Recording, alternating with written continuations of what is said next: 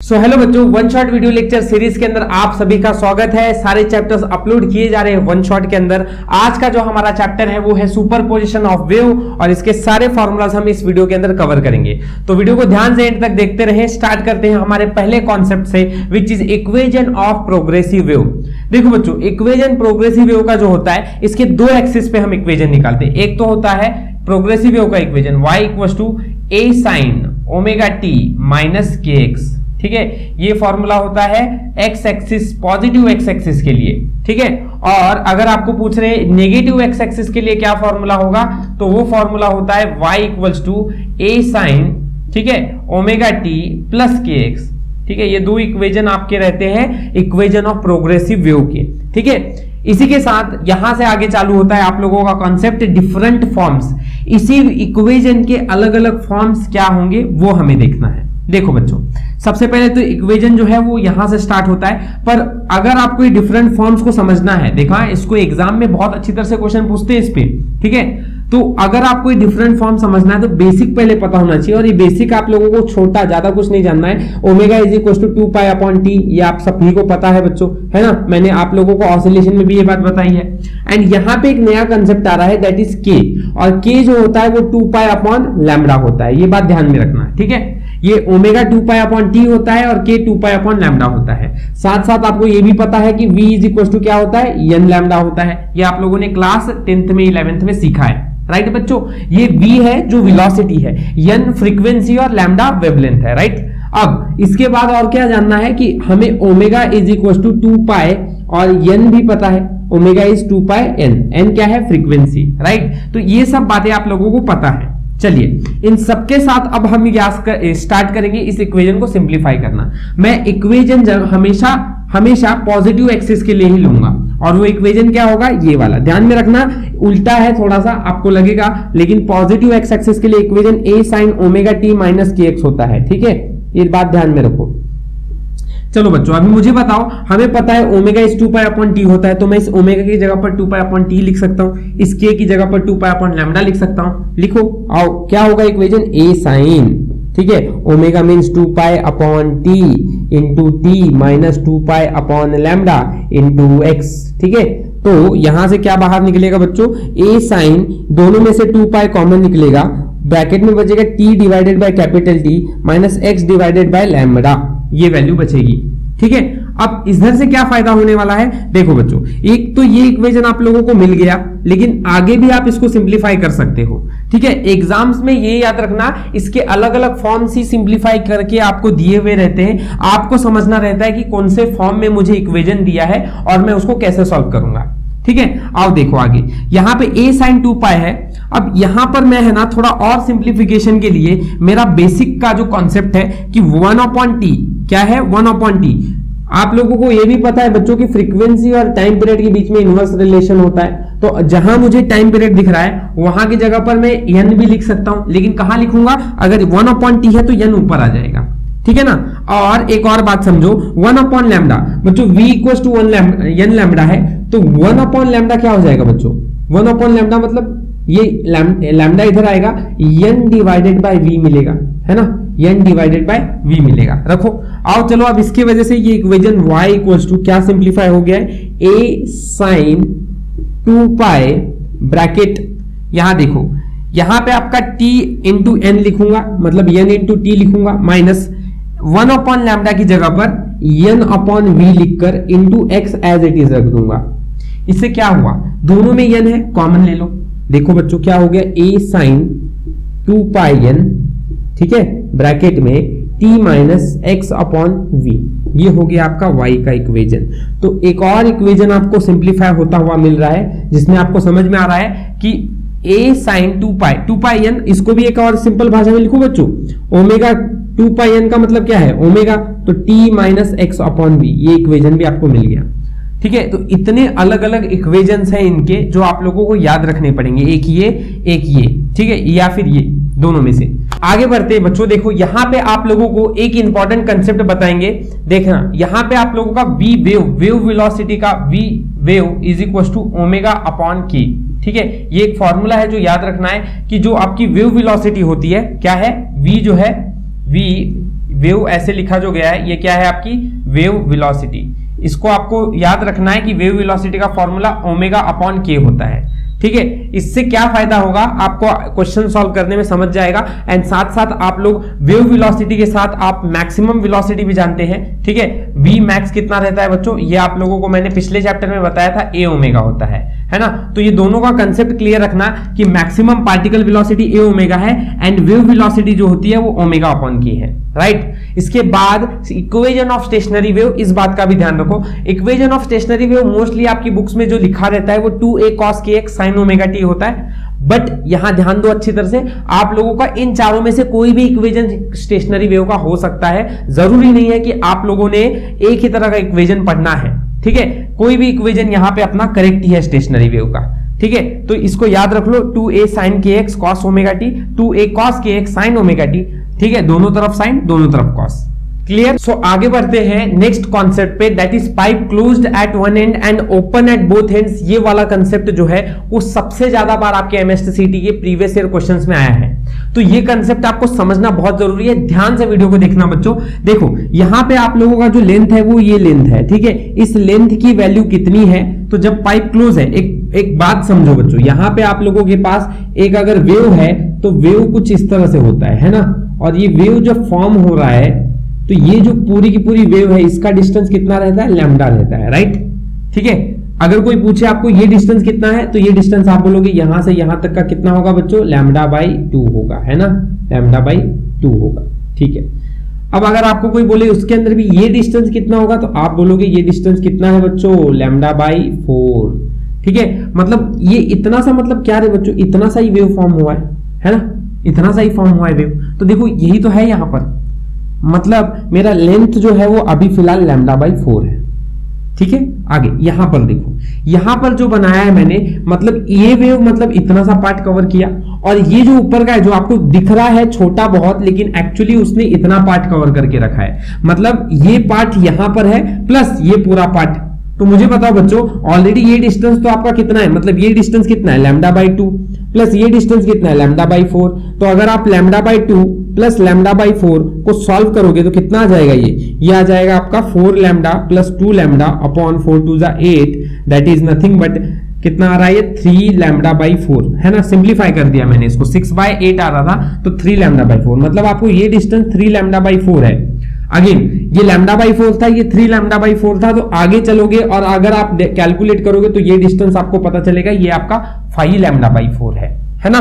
तो इससे आप लोगों को लेंथ की वैल्यूज तो पता चल गई। इससे क्या होगा, तो देखो बच्चों, आप लोगों को पूरा अंदर तक का कंसेप्ट समझना है, ठीक है। यहां पे आप लोगों को बहुत से कंसेप्ट समझने हैं। देखो पहली बात तो आपको यहां पे लेंथ लैम्डा बाई 4 मिल रहा है, हमें पता है velocity v is equal to क्या होता है बच्चों, n लैम्डा होता है ना। तो n क्या हो जाएगा, v अपॉन लैम्डा, राइट।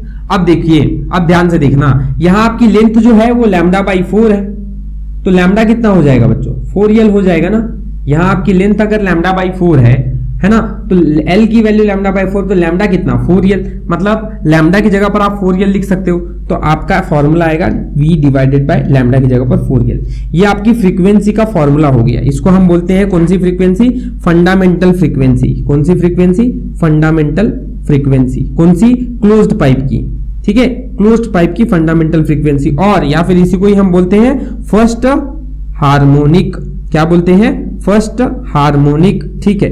तो ये दो वर्ड्स आप ध्यान में रख लो, और हमेशा याद रखना कि फंडामेंटल फ्रीक्वेंसी जो क्लोज पाइप की होती है वो होती है v बाई 4l, ठीक है। अब आओ आगे, यहां से आगे अब इस वाले कंसेप्ट को देखो। यहां मुझे बताओ लेंथ कितनी हुई बच्चों, 3 लैम्डा बाई 4, मतलब अगर लैम्डा निकालूंगा तो कितना आएगा बच्चों, 4l डिवाइड बाई 3, है ना। ये लैम्डा की वैल्यू आएगी आपकी, बहुत अच्छी बात है, ठीक है। वापिस से n equal to v upon lambda, है ना, v equal to n lambda, तो n equal to v upon lambda. बोलो बच्चों, v अपॉन लैम्डा कितना है, 4l अपॉन 3 डिनोमिनेटर में है तो न्यूमिनेटर में आ जाएगा, है ना। तो n की वैल्यू कितनी है, 3v बाई 4l, है ना। अगर आप इसको कंपेयर करोगे, मैं इसको n डैश बोलता हूं जो मेरा आंसर आ रहा है, तो ये तो आप लोगों का सेम है ना बच्चों, v बाई 4l, वो तो इधर भी था, तो इसकी जगह पर n लिख सकता हूं क्या, यस। तो कितना आ जाएगा, 3n आ जाएगा। तो n कितना आया, 3n आया। इसलिए ये 3n आने की वजह से ये तो एक तो आपका सेकंड हार्मोनिक है, क्या है, सेकंड हार्मोनिक। या फिर इसको ही हम क्या बोलते हैं, और फर्स्ट ओवरटोन, क्या बोलेंगे, फर्स्ट ओवरटोन। ठीक है, इतनी बात क्लियर है। इसका बच्चों अब आप जल्दी से बताओगे मुझे कितना आएगा। देखो इसकी value n equal to V by 4l आई, इसकी value n equal to 3v by 4l आई, फिर उसको हमने 3n भी लिख दिया है ना।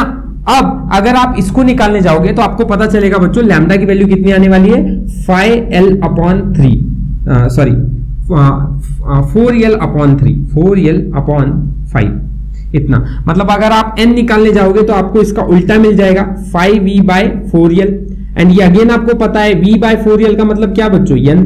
तो यहां पे मैं n डैश की वैल्यू कितनी निकाला, 5n निकाला।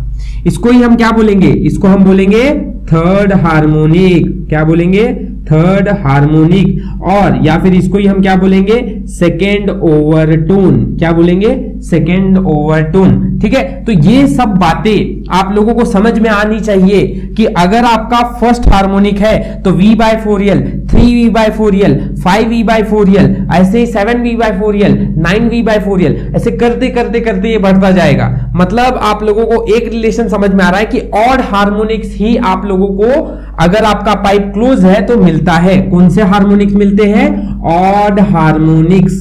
कौन से, ऑड हार्मोनिक्स। ठीक है बच्चों, यस, ओके। अब अगर आपको यह भी क्लियर है तो आपको सेकेंड ओवरटोन का मतलब थर्ड हार्मोनिक होता है। अगर मैं आपसे पूछूं बच्चों की 55th ओवरटोन आपका क्या होगा, समझ रहा है ना। आपका first overtone v by 4l, 3v by 4l, 5v by 4l, ऐसे बढ़ते बढ़ते बढ़ते बढ़ते मैं आप लोगों को पूछ रहा हूं कि 55th हार्मोनिक नहीं पूछ रहा, 55th ओवरटोन कितना होगा, कितना, 55th। तो आप अब क्या करोगे, 55th ओवरटोन को निकालने के लिए, ठीक है, कैसे निकालोगे बच्चों, अगर आपको एग्जाम में पूछ रहे हैं तो क्या करोगे बताओ।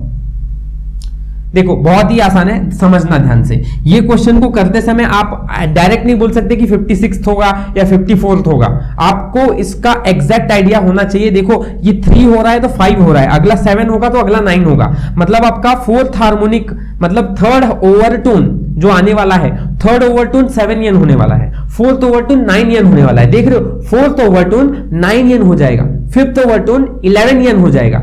तो आप लोगों को समझ में आ रहा है कि फिफ्थ ओवरटोन के अंदर जो फ्रीक्वेंसी है, वो ओवरटोन जो है वो एक्चुअली आप लोगों को डबल से भी नहीं बढ़ रही है, वो एक अलग ही रिलेशन है। यहाँ पे क्या रिलेशन है, देखो मैं आप लोगों को ये फॉर्मूला बताता हूं कि कौन सा भी ओवरटोन है ना, पिथ ओवरटोन में ऐसा कंसिडर करता हूं। पिथ मतलब बहुत ही ज्यादा, कोई बहुत ही बड़ी वैल्यू है आपकी। पिथ ओवरटोन की वैल्यू अगर आपको निकालनी है ना, तो इसका फॉर्मूला क्या होगा, 2p+1 into n, 2p+1 into n। जैसे कि बच्चों अगर आपको बोला गया है 55th ओवरटोन निकालना है तो आप 2 ब्रैकेट 55th मतलब पिथ ओवरटोन है वो आपका, +1 है ना, इंटू n। n क्या है आपका, अगर पाइप क्लोज्ड है तो फॉर्मूला फ्रीक्वेंसी का v बाय 4l हो जाएगा। 55 इंटू 2 110 +1 111, तो 111v बाय 4l, ये आपका 55th ओवरटोन आया। समझ रहा है बच्चों। अब आप लोग इसको कैलकुलेट करना चाहोगे कि ये सही है क्या, तो आप करो, आप देखते चलो, second overtone, third overtone, fifth overtone, ऐसे ओरली काउंट करोगे तो आपको पता चलेगा 111th ओवरटोन जो है, मतलब फ्रीक्वेंसी जो है वो आपकी 55th ओवरटोन होगी। राइट है, समझ गया ये क्लियर अच्छी तरह से, ठीक है। अब इसके अलावा अब हम आगे के कॉन्सेप्ट में बढ़ते हैं, पर इससे पहले एक और कॉन्सेप्ट, एंड करेक्शन का, छोटा सा एंड करेक्शन। एंड करेक्शन होता किधर है, एंड में होता है। कहां, यहां पर, जहां क्लोज ओपन पाइप होगी वहीं पे, पाइप जहां जिस तरह से ओपन है। एंड करेक्शन के लिए आप फॉर्मूला क्या लिखोगे, याद रखना एंड करेक्शन का मतलब फर्क किसको पड़ता है, फर्क पड़ेगा सिर्फ आपके लेंथ को। तो v बाय 4 यहां पे ही मैं दिखाता हूं, l प्लस ई हो जाएगा। एंड करेक्शन क्या होगा, l प्लस ई। l मतलब क्या, ये इतना डिस्टेंस जो है ना बच्चों, ये आपका l होगा, प्लस ये डिस्टेंस जो है वो e होगा। तो आपका पूरा का पूरा l जो होगा, capital L is nothing but l plus e. ठीक है, तो यहां पे मैंने लिख दिया है, देखो कैपिटल L की जगह पर L plus e. Okay, now 111v by 4 L plus e, L plus e मतलब 0.3d, कितना, 0.3d। ठीक है, ये याद रखना। क्या होता है कि आपका अगर डायमीटर है ना, ये एंड करेक्शन जो है, इसकी वैल्यू 0.3d होती है। ठीक है, ये बात ध्यान में रखना। आप कैलकुलेट कर सकते हो आप लोग। इसके बाद आप लोगों को सारा चीज इसके अंदर सिखा दिया गया है। अगर आपको बोल रहे हैं कि लेंथ प्लस ई कितना होगा, तो एल प्लस 0.3d आप कर देना और आपको जो भी दिया गया है वो वैल्यू रख देना, आंसर आ जाएगा। तो बच्चों आगे की तरफ बढ़ते हैं। Pipe open at both ends. तो इस कंसेप्ट को देखो तो यहाँ पे आप लोगों को वही चीजें हैं जो वहां पे बताई गई है। ये डिस्टेंस आपका यहाँ पे याद रखना कि पाइप अगर दोनों तरफ से ओपन है तो इस बार सिर्फ आपका एक पाइप नहीं, टोटल ऐसा आपका वेव फॉर्म होता है ना, ऐसा आपका वेव फॉर्म होता है। एक्चुअली आप लोगों का डिस्टेंस ये जो है वो इतना पार्ट ही कवर कर रहा है। इतना मतलब कितना बच्चों, देखो ये डिस्टेंस अगर होता तो λ/2 होता ना, है ना, तो λ/2 होता, मतलब ये भी डिस्टेंस तो λ/2 ही है। तो ये पूरा आपका डिस्टेंस λ/2 है, ये जितना होगा उतना ही तो ये होने वाला है ना, तो λ/2, राइट। अभी आगे बढ़ोगे तो ये डिस्टेंस कितना है, देखो ये पूरा पूरा एक वेव बनाता है, ये पूरा मतलब ये, और ऊपर का पार्ट और नीचे का पार्ट मतलब ये आधा आधा, है ना, तो टोटल लैम्डा हो गया। तो मैं इसको लैम्डा की जगह पर ऐसे लिखता हूं, थोड़ा सा मॉडिफाई करके लिखता हूं, 2λ/2, ठीक है। और यहां पे आप लोगों का जो है ये 3λ/2 होगा। देखो आप ऐड करके देखो, आपको समझ में आ जाएगा। चलिए, तो अब यहां से आप लोग क्या निकालोगे, आपकी लेंथ की वैल्यू λ/2 आ रही है, तो लैम्डा की वैल्यू कितनी आ गई, 2l आ गई, है ना। अब मुझे फटाफट बताओ, n इक्वल्स टू, है ना, v equals to n lambda होता है, v equals to n lambda होता है, तो n इक्वल्स टू v/λ होगा, है ना।